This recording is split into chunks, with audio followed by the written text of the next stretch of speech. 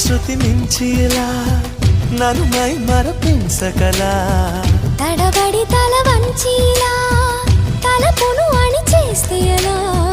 మరేం చెయ్యనే నీతో ఎలా వేగనే